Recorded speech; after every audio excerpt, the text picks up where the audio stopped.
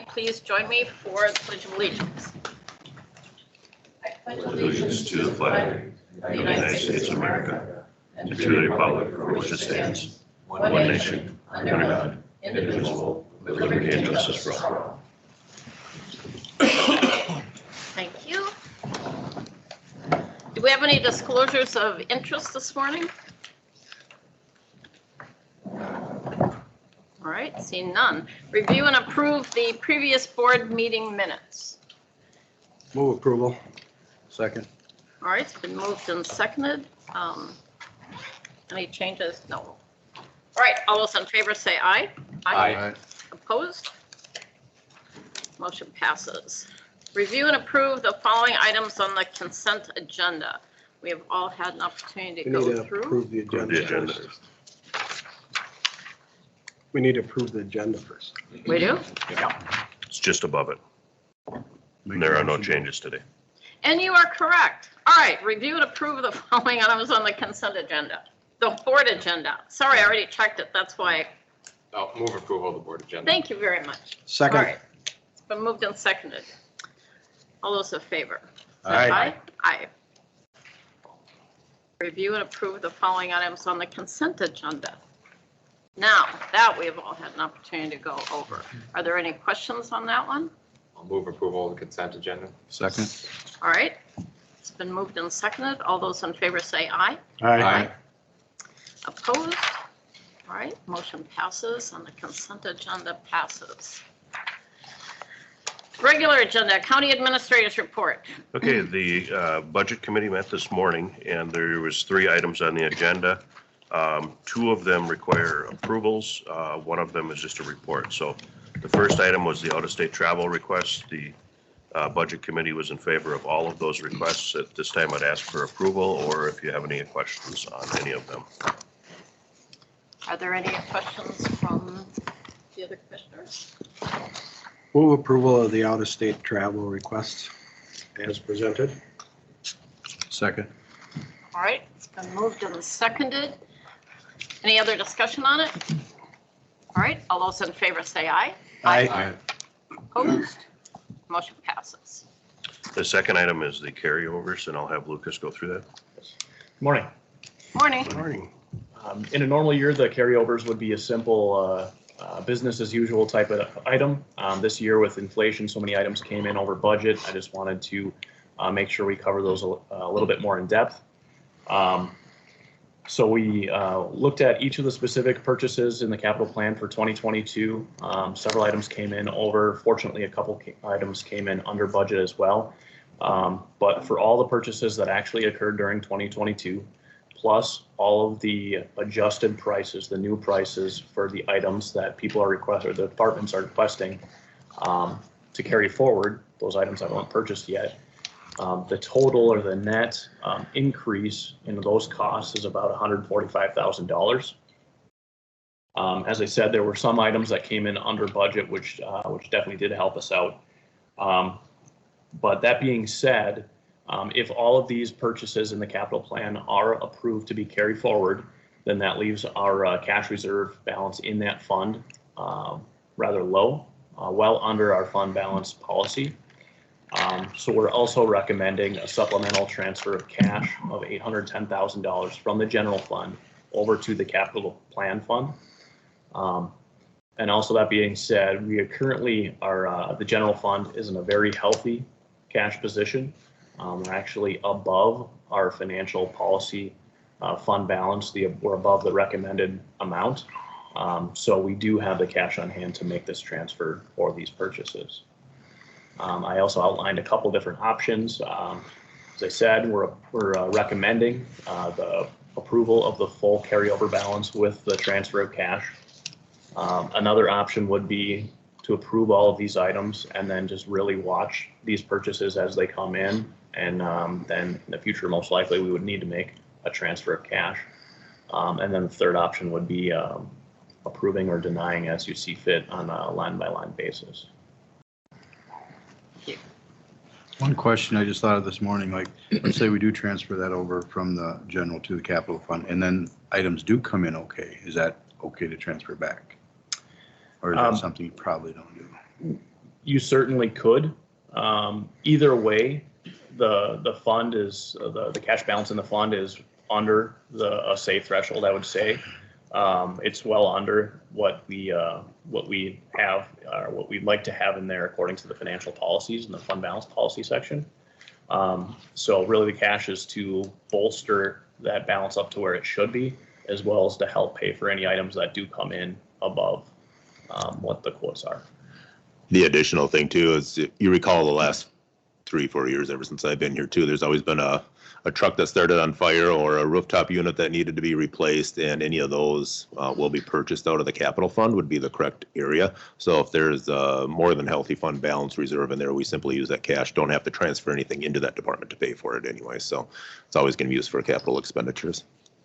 You could always adjust it too on the next budget and not budget as much if you thought it was too much. So they're not.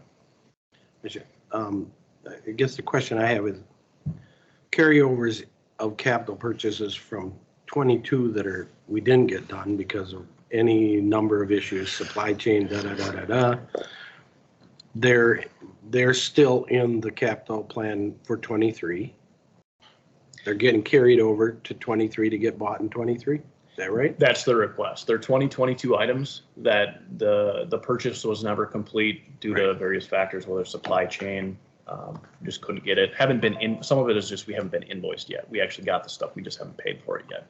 But it's to carry those dollars into 2023 so we can finish those projects in 2023. And we haven't changed anything in the 23 capital plan going forward, correct? No, this is to change. This is just for 2022 items specifically.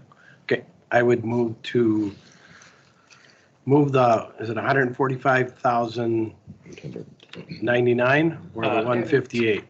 810. The transfer that we're recommending would be $810,000 of cash. And that includes both pieces.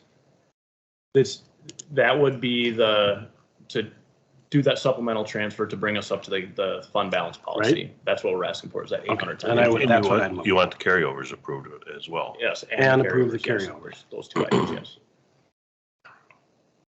That's my motion. All right, so we have a motion to approve the carryover request as presented and approve a transfer of $810,000 from the general fund to the capital fund. Do we have a second? I'll second that. All right, is there any discussion on that? I think it's just, whenever you're working with budgets and you're working with your auditors, it is much cleaner to do one transfer and get it over with than to do a transfer and then do another transfer and do another transfer. They don't like that. That's just that's an auditor's nightmare, and they will tell you it will be. So you're better off to make sure you transfer enough. We're okay with cash, so let's just do it, get it done with. The money's gonna sit there until it's spent. True Whether enough. it's spent in 23 or whether it's spent in 24. All right, it's been moved and seconded. All those in favor say aye. Aye. Anyone opposed? No. All right, motion passes. Thank you. The next item that we wanted to go over real briefly too, and this requires no action. It's the fourth quarter financial reports as the end of 2022. Went over this briefly. So again, on page 1, I think the explanation section on the bottom when we're talking about the revenue sources, kind of explain it all. You can see there's $4.5 million that we took in for the coronavirus or the ARPA funds. That was the second half of our allotment that we received. Interest earnings were $700,000 over budget. That was basically twice as much, and we'll go over that in a little bit more detail towards the end of this, as you probably have read ahead. $250,000 for the opiate settlement receipt, and then the transfer from the ARPA, using the ARPA funds of $2.1 million to pay for the landfill to turn over to the state. Again, on the expenses, it talks about a couple of those items again in there. You can see on page 3, we talk about the general fund, fund balance report, and a couple items to note about 2/3 of the way down underneath commitments. Just to let you know, the compensated absences, we ended up at $417,000 for an ending balance in there. And again, we'll be putting more money in this year as well, along with the other money that Commissioner Grissett had a question on, as far as the MCIT dividends that we receive from them too. And then the 27th payroll is healthy, sitting at almost $900,000, and then the tax forfeited property fund too at $170,000. However, that does not show our latest cleanup of approximately $125,000 that we will have to pay out of there, which is why we asked the board again last year to transfer money into that fund.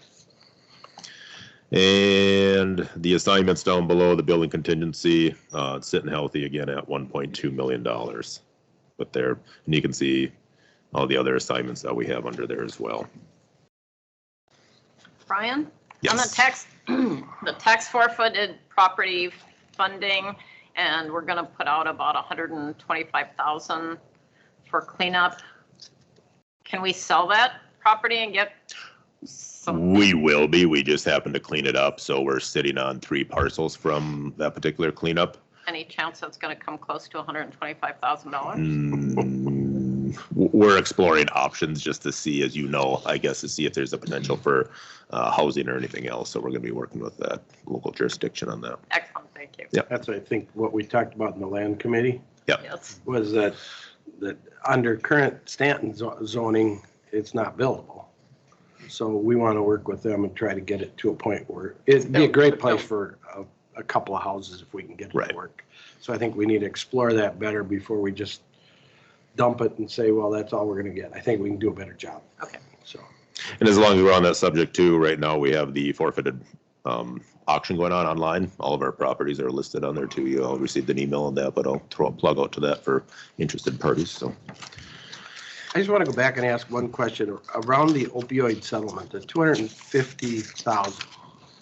We haven't actually got that dollars yet, have we? We have, We did. yes, we received that. There's multiple different settlements out there now. There's a handful of them that we're having to track. But we did receive that initial payment. We've received before the end of the year, I believe it was 2 separate settlements we've received payments on. Because I knew it was going to be more dollars the first few years, and I thought our estimate was somewhere around $90,000 a year. If you spread it out over 18 years. If you just simply divide it by the number of years. And then the second settlement, or the next settlement is we're still working on that with the AG's office from AMC. Right. And that one, There's another one coming that we will have to pass a resolution, correct, Steve, that will opt in. kind of the same process we had Yeah. with the first settlement. Yep. And this is a different group of companies that has dollars. And it seemed to me the first one was 300 and some million. And the second one is somewhere around 200 million. So, Yeah, I'm not sure on all the numbers. I do know though, like Lucas, they're all different. You got to track everyone separately, so. Right. And they aren't all coming in at the same time either, so. no, and this is cash in hand. This isn't okay. earmark or promises. I was a or- little puzzled that it was that much. I didn't think, I knew it was gonna be more the first, I thought it was first 5 years or something, that Yeah, some of the companies were gonna pay it off faster and some of them were gonna stretch it out over 18 years. we did receive a payment, I believe it was the beginning of January, and this was from a separate settlement, and this one was on a much more accelerated basis. Okay. So it seems as though they each have their own payment schedule. And unfortunately, we don't know how much we're going to get per year going into the future. We get an email that says, in about 2 to 3 weeks from now, you will get X amount of dollars. And that's it. And it probably could be that some companies signed something and then they said, oh, but we're gonna pay off more and make our books look this way or that way, so, okay. And then on page 5, it breaks down our investments, just so you feel comfortable where the investments are. And you can see on the top section there that our total investment yield is at 3.5% right now. And you can kind of see the breakdown up in there with the checking in the first section. Then we have the money markets in the second, CDs in our third at 2.4%. And obviously you can see the money markets and stuff up above it, 4 to 4.5%. And then the bottom, the treasuries and securities that we have as well at 2.8%. And then the graph in the middle on the left basically breaks out the fixed income, so that breaks out the CDs and then the treasuries and securities. The one on the right, again, is obviously a line graph, and it shows in the red the yield that we're earning per year. And that's a condensed ladder version of when our investments are coming due. And then on the bottom, it breaks it out even more per quarter of that up above. So we don't have any bonds or anything else. It's all CDs, FDIC insured, and government securities and treasuries that we have our money in. So, and then you also receive a frequent email from me. We upped some of our CDs, so we pay a penalty and then we buy a higher rate CD. Some of the CDs that we sold were, 1.3%, 1.5%, and then we turned around and get a 4% out of it for even a longer term, because then we can just reinvest it at a longer term. So, and I know I received a question or two on those, but that's, I think, what was the 212% rate of return by turning those around, because fixed incomes are really high right now, higher than what they used to be. You do a very good job for us. Thank you in the investing of the county's money. Any other Thank questions? Any Good questions work. from the board? Thank you. Thank you. Thank you. Okay, the next item, there's been a proposal submitted for broadband in Denison, Minnesota, which is split between Rice and Goodhue County. The company's name is Artec, and they're proposing a project for $6.1 million, with $4.6 million of that coming from the state. And then the remaining portion coming $1.5 million, with $770,525 coming from Rice and the equal amount coming from Goodhue. In your packet, you can see a mapping of the last mile properties that are proposed here. I will note that there's way more on the Rice County side than there is on the Goodhue County side. Commissioner Gresseth and myself did meet with Rice County commissioners and staff, City of Denison, and Artec officials on February 8th in response to this project. I will note, I did ask some specific questions as far as the background and experience of Artec. They have not actually completed any broadband projects, but their contractor Quest has completed many. I asked about the outside funding of private investors beyond Artec submitting $18,500 in plan design and for the grant application. There are no other investments. I asked about the investments of other cities and townships, and there are no other investments from them. We did request at that meeting what timeline they would need the $770,525. They were going to get back to us on that. Additionally, we asked about the cost per property, and it's $30,069 per home. So some of the stuff we talked about is that it would be difficult to, on this short of a time period, for the county to approve this project when it's almost all state and county dollars. They did say that they would provide a bid bond and or performance bond to ensure that the project did get done. The other thing I would think that's worth noting is that we believe between Metro and Northfield Internet, most if not all of the homes within Denison do actually have an option. They may not like the option, but we believe they do have an option. Having said that, the area still does qualify as underserved under the state's definition. So with that in the packet, I did show how much we have left of our ARPA broadband dollars with what's been either spent or been approved and not approved and pledged. We have $613,670 remaining. With that, I did provide options for the board to consider today. The first one is to support the proposal financially and by resolution contingent on Rice County's approval and a performance/bid bond. Second one is request additional work on the proposal with survey of potential users, city and township partners, private investment, etc., and bring back proposal for fall funding round. And I will note that it does sound like there will be a fall funding round with the state. The third option is contact other providers like Metro and Northfield Net to see if they're willing to expand on their systems in Denison. And I do know that Todd, I believe, has had conversations with at least one of them. The fourth one is thank our tech for their efforts and not accept this proposal. And the fifth one is other. So, and with that, I would just note that our tech representatives are here if you have any questions for them. And but I think before you go to questions, I'd probably see what Commissioner Gresseth has to say. You know, I did contact the district representative for MetroNet, and they said they did not send me a map for privacy reasons of every household that they can provide for.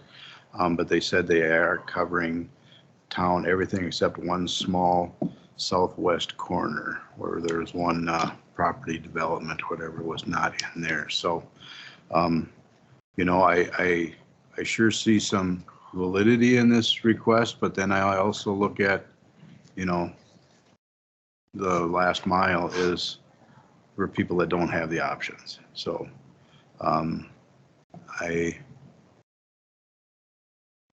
torn on it. I do want to help Denison out. I do want to, you know, if they can provide more for their citizens and more options, but we have people in Goodhue County that have zero.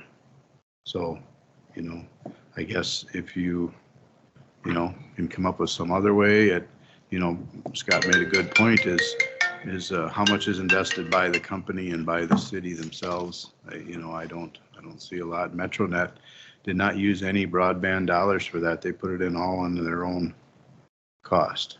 So they put the fiber into Denison. So that's what I have. Other questions from the board? So just to clarify, an overwhelming majority of what we said is these houses or even these dots, I'm assuming are all residences, what they have on here, or already have some sort of access to internet.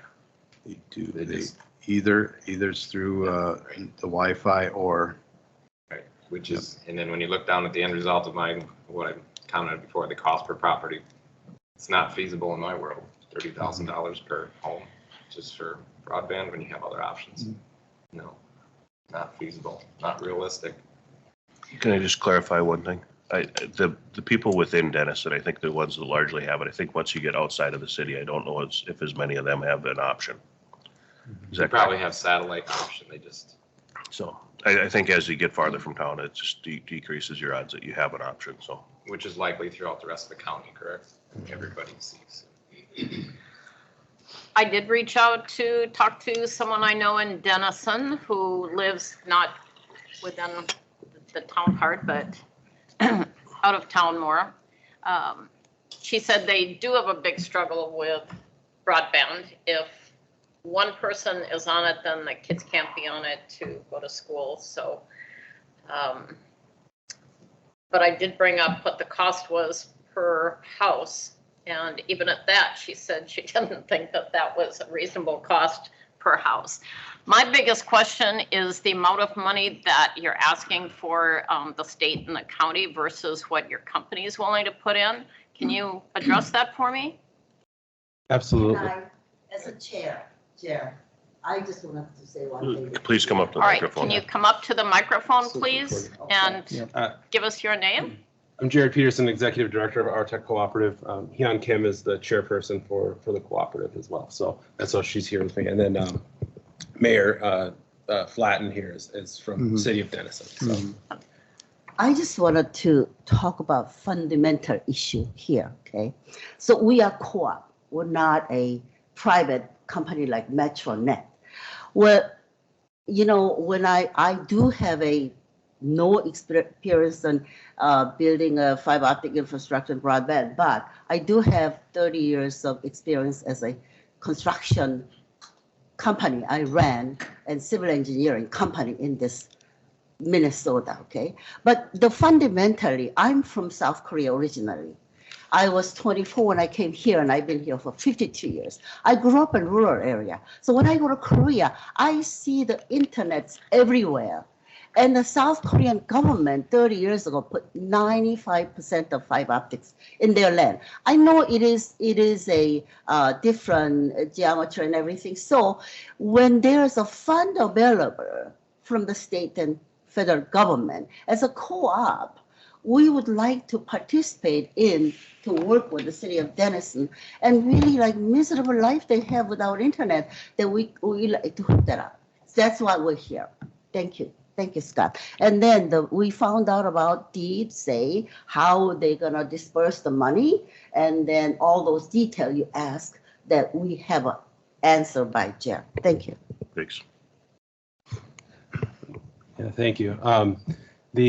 The cooperative is obviously a entity that's made up of all the people who are part of that, and it's not a private company. It's not one that's been doing internet services for a long time with a lot of financial backing behind it.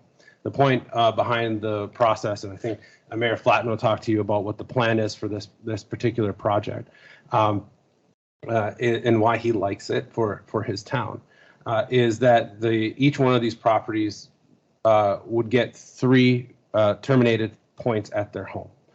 The cost is in the construction, the cost is in the engineering, the cost is in the permitting to get these projects in, and not in the the physical infrastructure that's being deployed.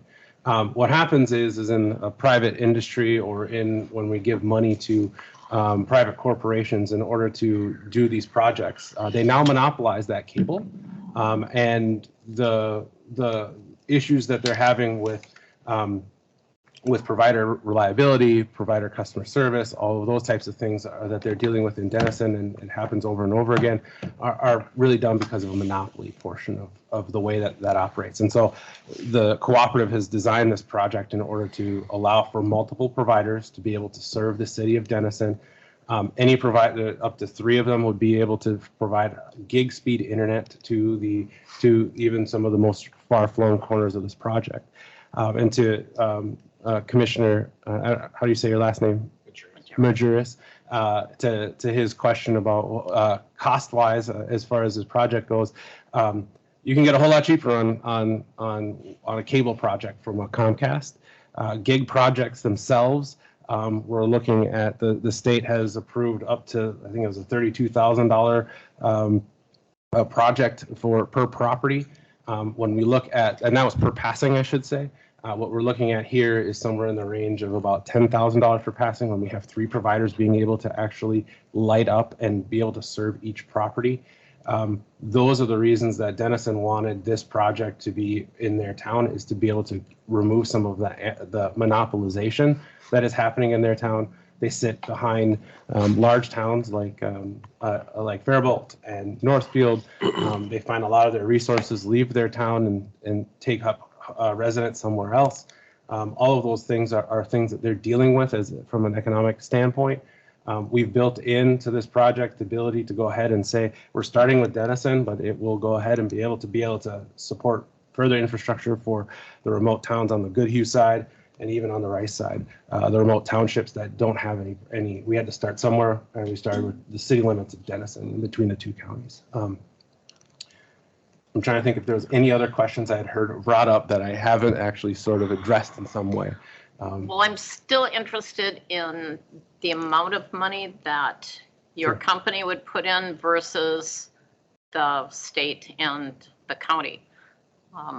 We already covered, we don't have that kind of money either available for broadband. So even if we did move forward this, there's still an extra $100,000, I think, or close to it.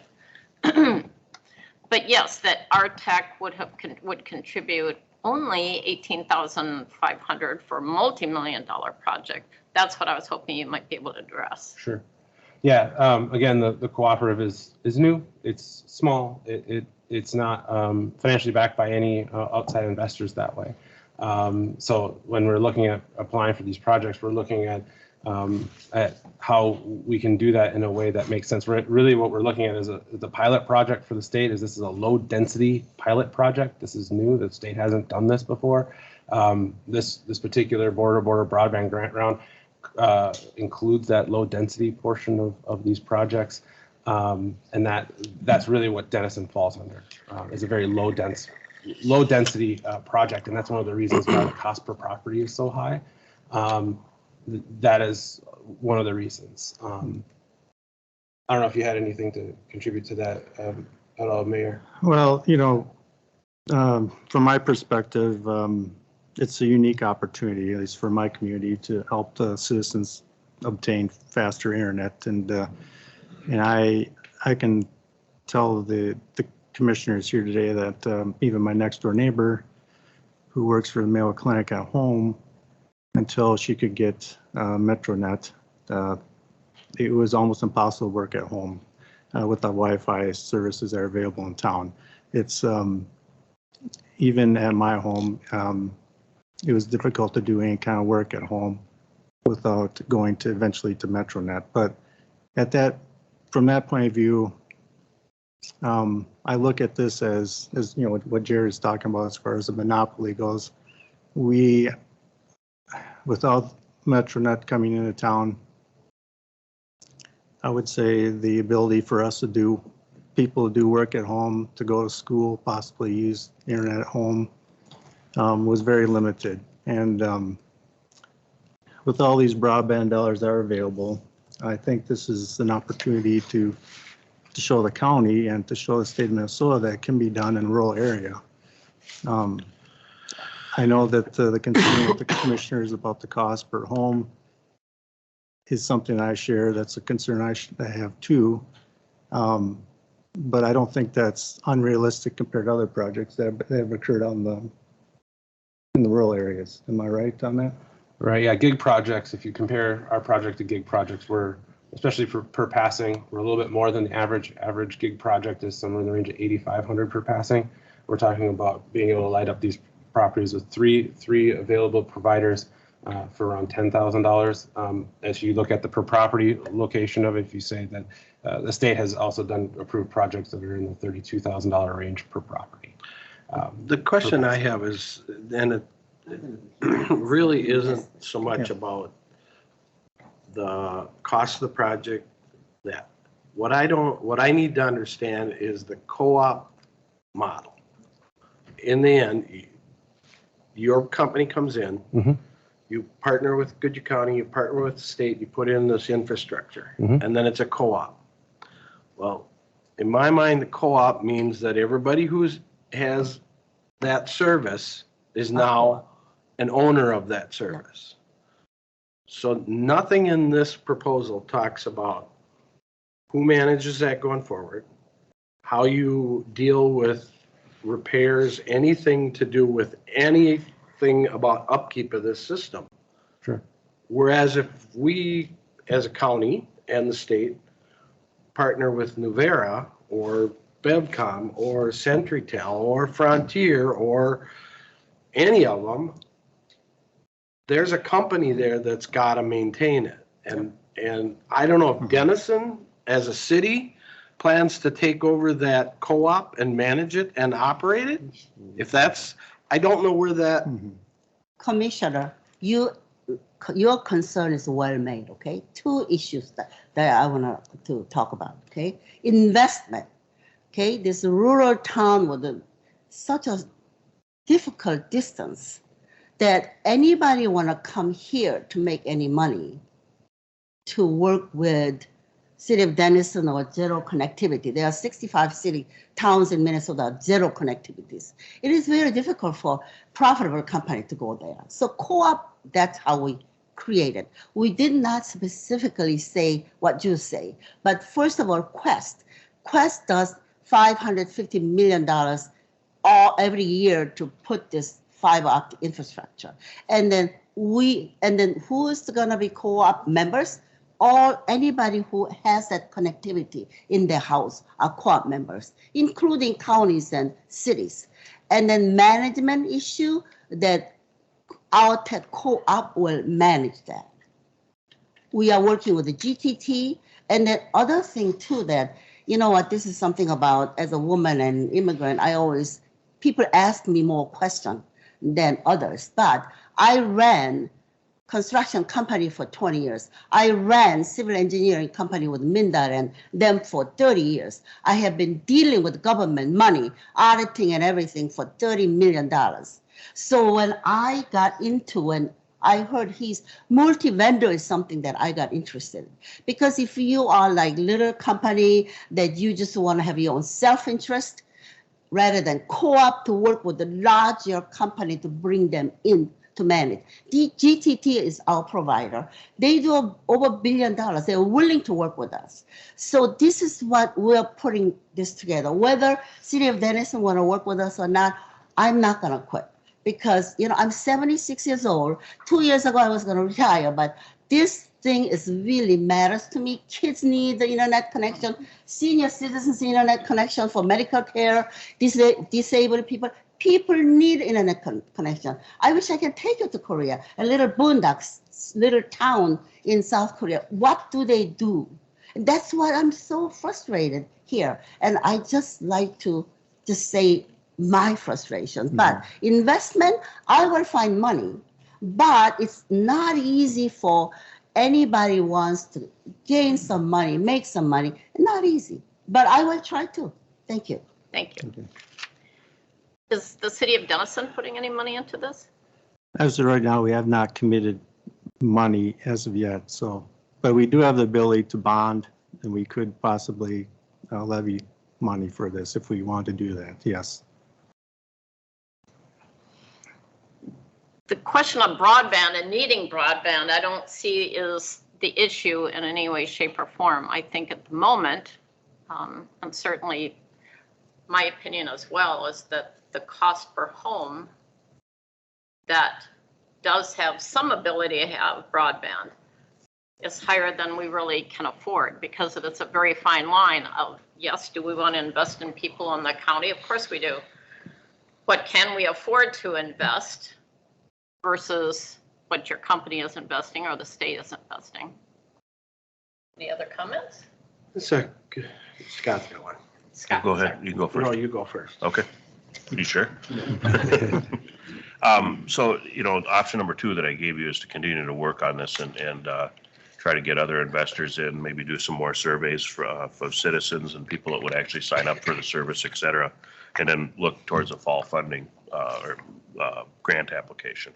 So that is one of them. But I did want to also let you know, just so you have some perspective in relation to the other applications we've approved. If you look at the BevCom Roscoe Township project, that was $8,170 per passing. Nuvera in Vesta Township was $9,405 per passing. Nuvera in Welch was $3,000, and this one is $30,069. So it's quite a bit different. So if you cut it down and you didn't get 3 providers, because that's what I'm hearing, is you got 3 providers for every house. So that Yeah, if you cut it down to 1 provider, could it be $10,000? we are in that $10,000 range right now per passing, and I want to If reframe you that. use just a 3, second. if you use 3 If you companies, use three though, com- you use gotta 3 do the providers. math differently Yeah. if you want to get to that number. But the other thing is that when we look at those other projects, the population density, I would guess, I don't know the specifics on the population density or the property density on those. My guess is that they're pretty much towns with quite a bit tighter properties that they're. No, they're they able were to- townships. They were Townships. rural townships. Okay, I don't know. 5, 6 houses max per section. Sure. I mean, the Per one had square mile. 68, and this gets to the houses, not per passing, because to get to the per passing, Jerry, you know, we have to add extra cables in there so the number looks better. Yeah. Which I understand it does get rid of the monopoly, but the Roscoe Township one is 68, Nuvera is 136, and Vesa in Nuvera and Welch was 8. So, and this one's 205. And did they include middle mile facilities at all in those projects? Middle mile, I don't know. Okay. And I'm not here to split hairs either. I No, I absolutely. Personally, I think if understand. we did anything with Jerry, it would be to continue to work with you and look Yeah. at a future funding round and try to get other investors. Because, you know, if you look at the space between Denison going towards Northfield, there's a lot of opportunity there. Mhm. There's way more on the right side than there is on the Goodhue side. Yeah. And have we gotten any inkling of where Rice County's at? Yes. At the meeting that Commissioner Gresseth and I were at, they indicated that they would have to budget for that, which means they're out into next year, budget and levy for it. And they also, I talked to their administrator last week, and they thought it might be on the 28th, depending on what we do here today. But they did, she clearly said this is a super quick turnaround for them to make that type of decision. And she didn't say anything about fall, but I think she's alluding to that more time would probably help.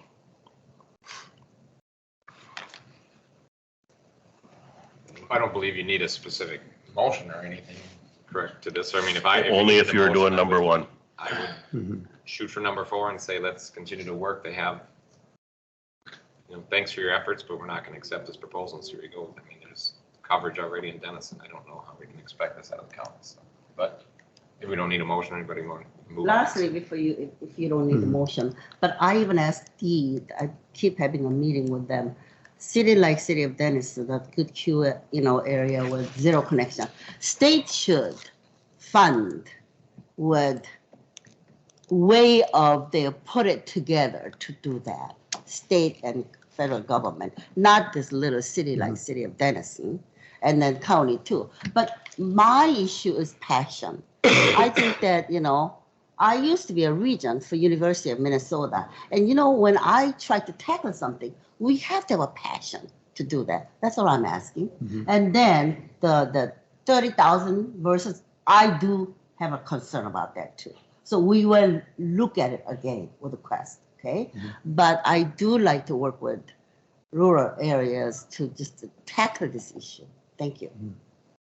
And I quite frankly, the co-op model is interesting to me, but I really need to understand how it fundamentally can work. Because I'm involved, I farmed for 30 years. I was involved with several co-ops. Yeah. And I know some that went this way and some that went that way. And homeowners are not business owners. Right.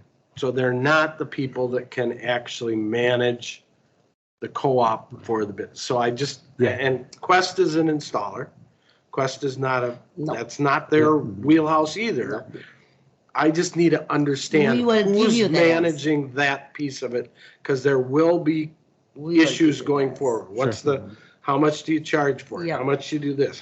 All those costs and all those, somebody has to manage it. It can't just be sitting in the ground. Sir, Lando Lake is our mentor, Lando Lake. We had a meeting with the Lando Lake. So those are continuing issue, but thank you for that concern. And I can address some of that for you now. The technology management on the cooperative model, what happens, we license out this infrastructure. The infrastructure is owned by a community, by the cooperative, by the collective of people. And what you do is you turn around and you license that infrastructure out for providers to use. The cooperative would not be an ISP. Cooperative moves out of that space. It's meant to hold that infrastructure for community. The value of that infrastructure is now returned back into the cooperative for managing that.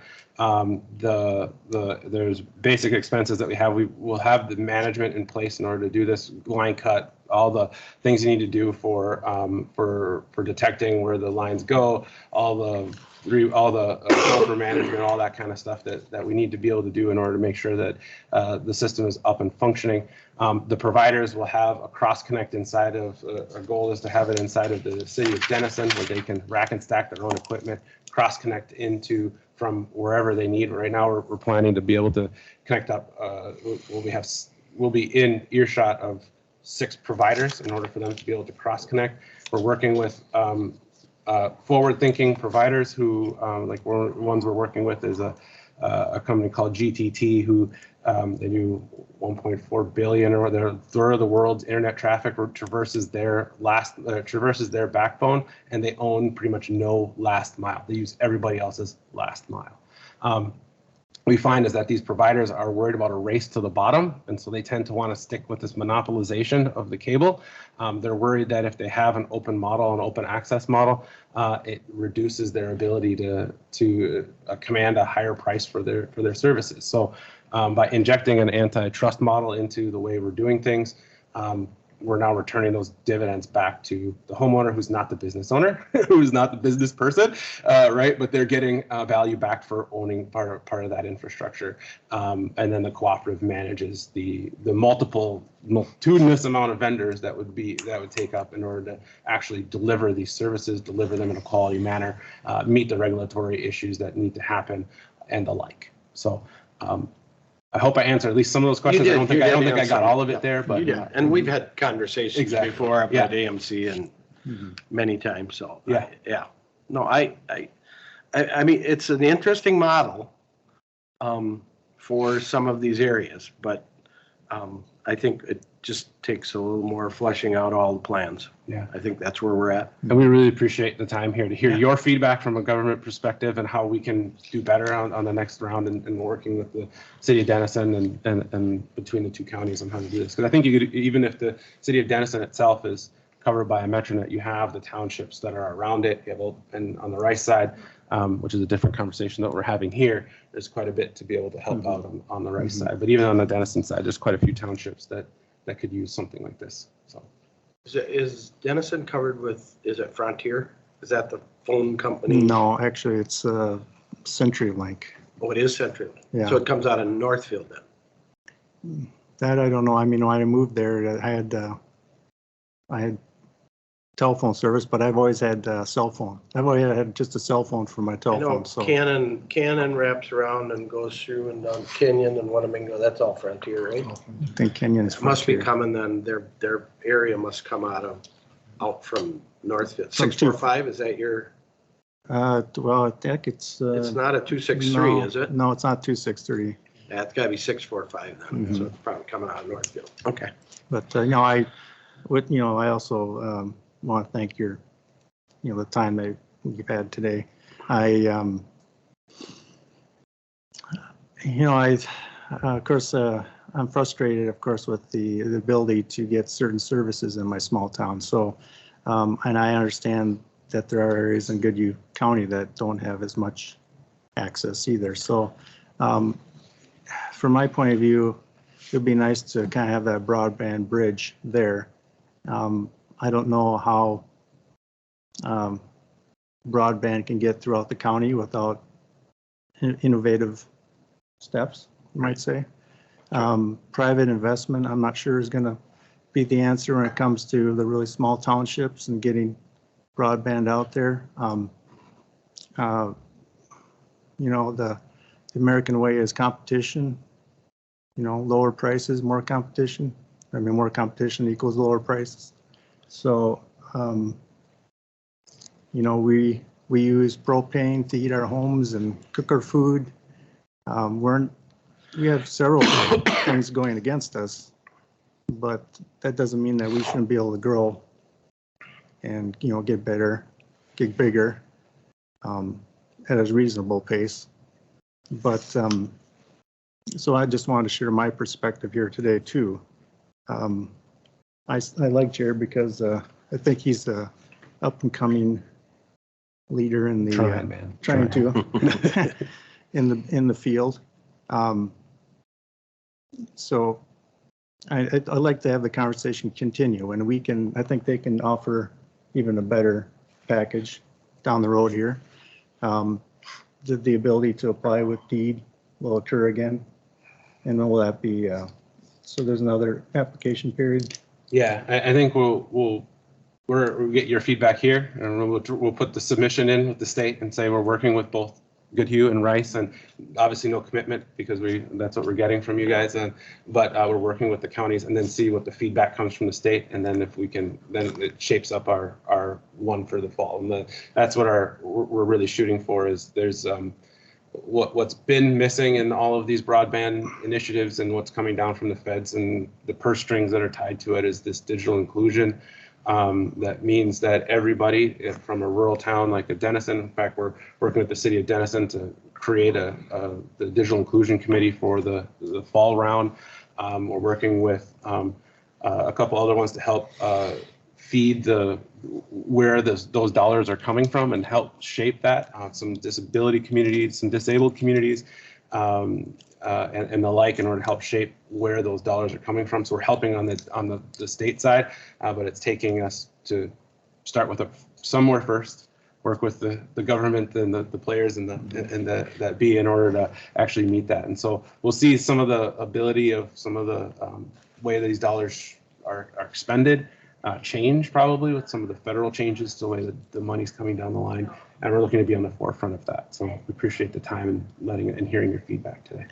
And I've voiced many times, most people around the frontier know that the way the feds and the state have rolled out broadband, we're going to take care of the low hanging fruit. In a grant program, that's what happens. The low hanging fruit, the easy ones, they get done. Mm-hmm. More difficult ones, they're not going to get done. Mm-hmm.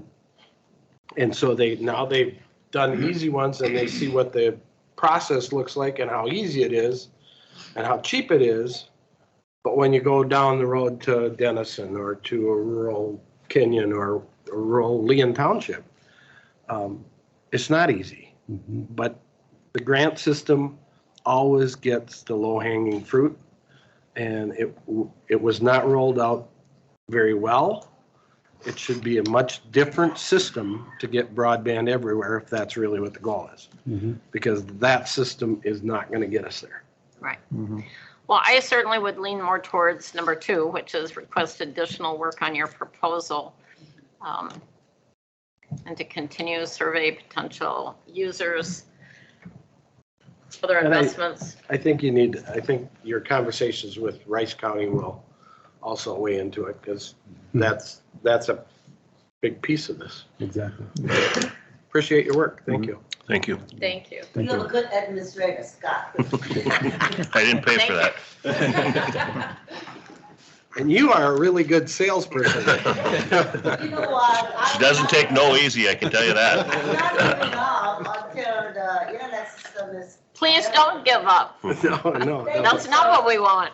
Number 2 is a good answer. Thank you so much. Thank you. I Thank love you. rural area. Thank you. Human Resource Managers Report. Personnel Committee Report. Need one more chair there.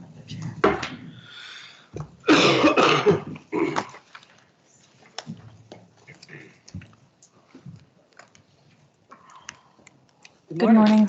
Good morning. The Personnel Committee met this morning and looked at a administrative assistant position for the VA, and I will let Justin and Lisa speak about that position. Good morning. I'll start and Justin can give you a bunch of numbers. This is for the Veteran Service Officer in his office, and as you know, there's a crucial position in this county. We've seen a huge uptick in veteran services requests. Mainly, there's been a lot of changes federally and statewide that have opened up another availability for veterans to receive services and funds. So we have asked for this position. Right now, we have Justin, who's our VSO, Veteran Service Officer, and we have an Assistant Veteran Service Officer. Right now, that person is doing administrative assistant work, basically spending all his time answering phones, scheduling rides, doing some paperwork. He is not spending time helping with the claims because there's just no time for it. We've got, Justin will go over the numbers about how much work's happening in there. The other big part is just like with any other county department, there's a lot of, 170 years worth of data sitting in files. So we are using one of my staff currently and have been for a couple of years to help move some of those files over from the old software system to the new software system. And that beyond that, we've got, if you've been in Justin's office lately, he's got rows of file cabinets full of paperwork that we have to scan. And so none of that's getting done. And the bigger part of what's not getting done here is that with the workload that they have, there's absolutely zero outreach. So I know that was a big thing that the commissioners and Mr. Arneson was really pushing for in hiring these positions, was to get some outreach, and we've just not been able to do that. And we're hoping that with this, we had the job reassigned It's now at a range 81. As I say, one of my staff has been paying, I've been paying her out-of-class pay for a number of years to cover and help with that office. We've had a lot of transitions over there. So we have been paying for part of a position anyway for a number of years. And so this is an unbudgeted position, but we'd like you to consider filling this administrative assistant position. Gives Justin and Phil time to finish doing or continue doing their training, which typically has to happen at the same time. And also just have somebody in the office answering phones and scheduling rides. And with that, Justin can go through some of his numbers. Hello, Commissioners. Morning. Last year, I'm just going to go straight to it. Last year, we pulled the phone records from IT. They were awesome helping me out with that. We did the math, and we had 7,606 phone calls last year going into and out of my office. That's for the 3 phone lines. We did not get the cell phone data, so I don't know how many phone calls were placed or how many text messages went in and out. For work days, that's 30 phone calls per workday through the year. We didn't start tracking veteran interactions until roughly August of last year. From August to December, we had 2,704 interactions with veterans. That's between phone calls, emails, in-person interactions, and that sort of thing. From August to December, we had 540 in-person interactions with veterans. That's an average of 4 one-hour appointments per day. And if we're filing a claim, there's research that goes into the veteran's claim beforehand, and then there's filing the claim afterwards, as well as spot checking, trying to make sure we're trying to do the best we can with getting that claim filed. As Lisa covered, we still have a lot of physical files that need to get scanned in. We've got about 5 to 10 filing cabinets. We've also got the VIMS records that did not get transferred over when we transferred to the VetPro, veteran tracking software. And then we've actually got some World War I and World War II documents that haven't been scanned in as well, that I'd really like to get scanned in for historical purposes and for the county to have have that. So I did a little bit of number crunching in some spare time, which is pretty minimal. Last year we had an award of about $440,000 in annual income increase. And what that is for all the veterans that had awards, just compensation awards, pension awards, that kind of thing, and multiplied by 12 months, we increased the amount of money coming into the county by $440,000. That's about a 3% increase from 2020, based on the numbers I had at the time that I was able to do that.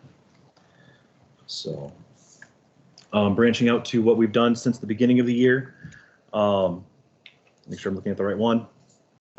From January 1st to today, we've had 1,063 phone calls that we've had, interactions that we've tracked, divided by 35 work days. That's about 30 phone calls a day. So we're staying on track with that pattern from last year. We've had about 123 in-person interactions. That's 3.5 interactions per day. So we're down about half. But we've increased the number of claims we filed. We filed 74 claims, roughly, and that's 2 claims a day that we've had a chance to file for the veterans. On top of that, we're tracking about 8 homeless veterans. The reason I say about is the legal definitions of homelessness vary. And so based on what programs I'm working with a veteran, there are about 8 homeless veterans in the county that I'm working with, and working with homeless veterans is a very time-consuming process because they need a lot of support. So that's what I've got for the numbers. So basically, we really appreciate having this additional position, and I would really appreciate having my staff back. So it's well needed. We've talked about it for a number of years, and we added the VSO, which I think was a good move. That person can do claims if we can free them up to do claims. So with that, we're requesting to fill this position as soon as possible. And this morning, we did not have an issue with this, so we support it. I would move forward with the position. I will second it. All right, any other discussion? I just would like to comment, we hired an assistant VSO to do VSO work, and right now that assistant VSO is not doing that. And we need that person doing the work. We don't need a 3-week wait time to get an appointment. We need a 3-day or a 5-day wait time to get an appointment. Veterans deserve that. We should be providing it. We just need to get to that point. So I appreciate that. Thank you for bringing it forward. Am I allowed to speak during discussion? Pardon? Am I allowed to speak during discussion? Just want to make sure I follow the rules. Yes. That $440,000 we brought in last year, I want to double it. With Phil doing claims, me doing claims work is teams work, as I learned from my VFW folks.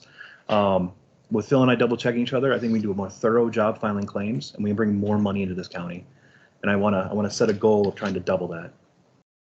And it is about getting dollars to veterans who need dollars. Right. And that they deserve it because they did serve our country. And to me, that's what it's about. If you're able to double it, that's great. That just means we're helping that many more veterans. That's what that means. So I appreciate that. All right, it's been moved and seconded to support the position and fill it as soon as possible. All those in favor, say aye. Aye. Anyone opposed? Motion passes. Thank you. Thank you. Appreciate it. Commissioner Flanders?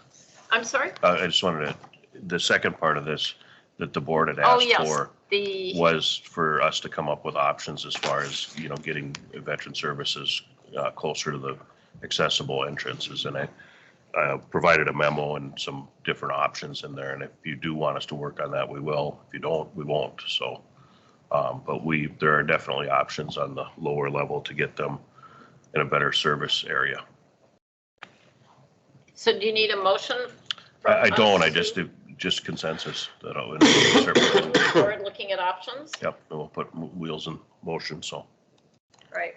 Well, I So would this support gets, that, this, so. what you're showing us on the lower level gets the Veteran Service Office down there? Veteran Services and possibly extension. Justin's got some staff out right now, so we don't want to jump to conclusions. We want to work with the staff when they get back. But there's options to move people around, get them down there, and start phasing towards, having more of our high touch services down on the lower level.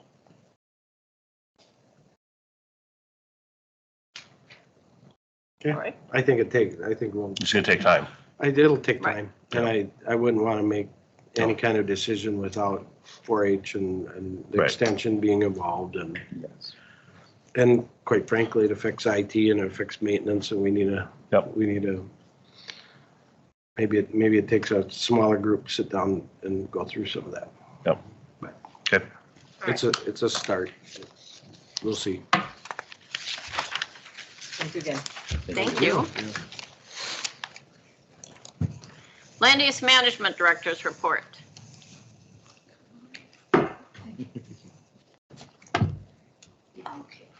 This is a fairly quick request here for a conditional use permit to accessory building size in Roscoe Township. The Gassers are hoping to construct a 14,000 square foot accessory structure for a horse riding arena for their own private use and a storage building.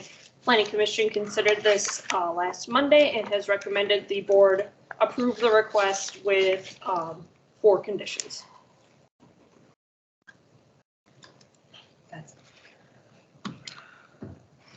Questions? I would move approval. I will second it. All right, it's been moved and seconded to accept the conditional use permit. Any other discussion on it? All right, all those in favor say aye. Aye. Opposed? All right, motion passes. Thank Before you leave, Yes. Samantha, at the township meeting, you talked about number of conditional uses, number of variances in that. One of your biggest ones was bluff setback. Correct. And you and I talked about it here the other day, about maybe studying that and seeing what they look like and where they're occurring and have a little more discussion about that. Do you think the planning commission is gonna possibly take that up? It's something they can discuss for sure. You know, I spoke it over with Lisa Handy a little bit, and it seemed that was kind of an odd year for those kinds of requests. It was a lot of additions to buildings that we didn't even know were constructed that close to the bluffs. Bluffs weren't enforced at that time. We can definitely look at it and I think take some statistics from this year too. If this year continues to be kind of an outlier year with those bluff setback variances, take a look at our definition and, you know, how we're enforcing that. And I'm not saying that, you know, maybe it is, maybe it needs to stay the way it is. I just, you know, I remember years ago when we had a whole bunch of accessory size requests. And then we went back and looked at it and said, okay, people move in the country for this reason because they want to store all their stuff in a shed. The sheds aren't big enough. Instead of them having 3 sheds, it's smarter to have 1. So I think we made some changes, and this is, it's showing up. So let's look at it and see how we compare with counties up and down the river. Yep. That may do it different or do it the same, and what it looks like. I just think it piqued my interest when it came up at the meeting. So Yeah, for sure. thank you. Thank you. Thank you. All right, for your information, I think you should talk about the first one with Greg. okay. The MnDOT legislation for future passenger rail.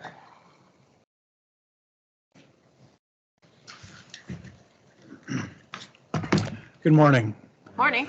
Yeah, I was just filing through a list of actions happening up at the legislature, and there's a bill, proposed bill, I believe it's 246 in the House, that would vacate a requirement that the state hasn't been able, there was some kind of a rule that was put in place that MnDOT could not study passenger rails coming down this area and going to Northfield area.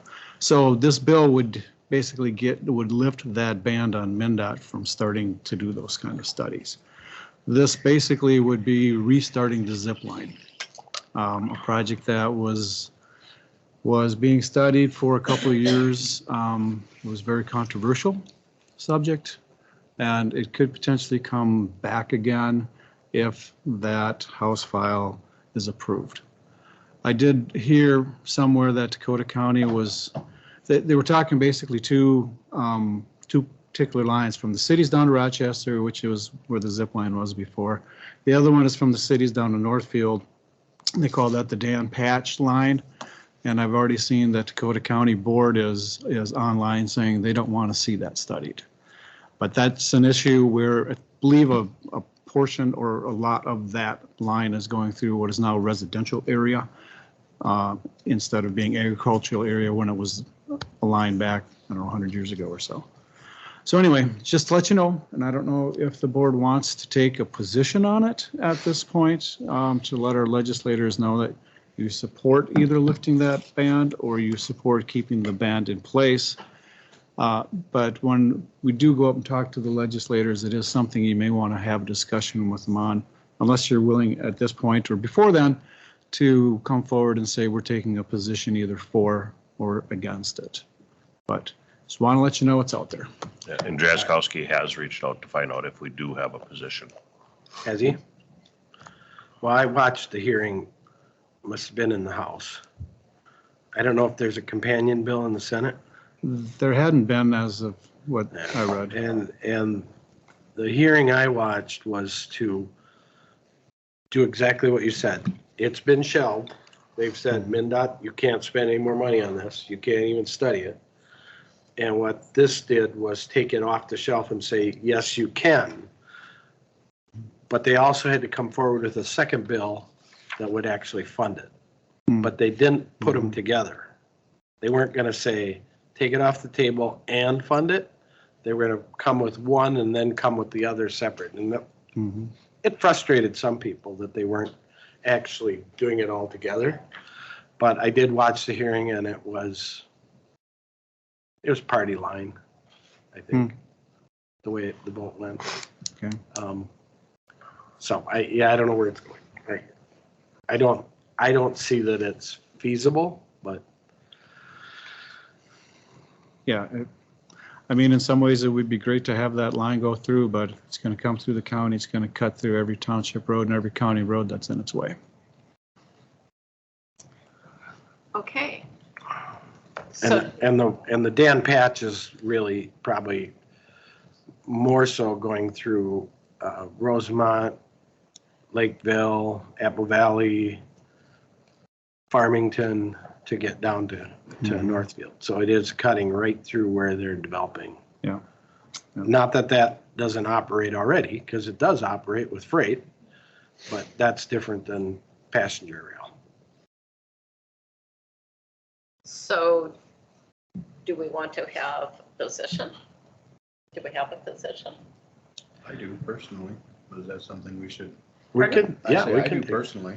Mhm. I would say no, but I don't know if that's something we should bring up when we have a full board here, or just the four of us, or. Yeah. Depends how many of us agree, and I would agree and say no. There's a reason rail went by the wayside 100 years ago. Doesn't make sense. Just too disruptive to our county. Like rail Lisa doesn't had a work. comment. Commissioners, sorry, I think, Lisa. Greg and I were here, I think that was before you were here, Scott, that with the zip line. Oh, I was here. Were you here? Yeah. Yeah, it was very controversial. So, I sat in on some of that because Yeah. I was a rep to that. yeah, Mhm. because it was kind of all going on with, I think, the sand and the wind and then the zip rail.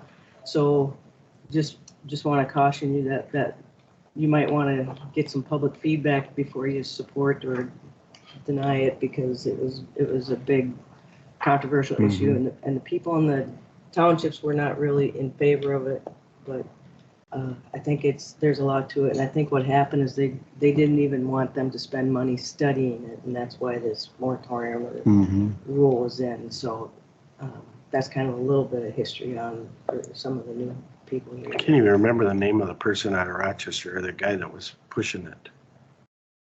Yeah, I can't remember I who that can't was either. too. I just I- remembered that was a number of years of very difficult board meetings. Well, Yeah. there's no stops in Goodhue County either, so that makes it a No, little more difficult. no, it was left the airport or wherever and went right to Right to Rochester. Rochester. And like I say, I think that's why they put in there, you can't even plan or spend money on it, because if you do that, then, the next step is to Fund it. fund it. So, Yeah. something you might want to think about before we take a position on that.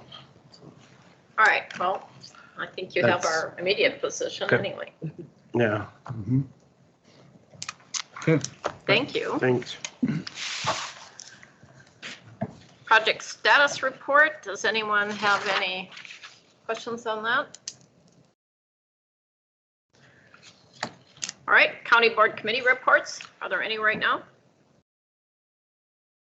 Hearing none. Any new or old business? All right, review and approve county claims. I'll make a motion to pay the county claims. Second. All right, it's been moved and seconded to review and approve county claims. Any discussion on that? All those in favor say aye. I Opposed? just got one comment. Yes.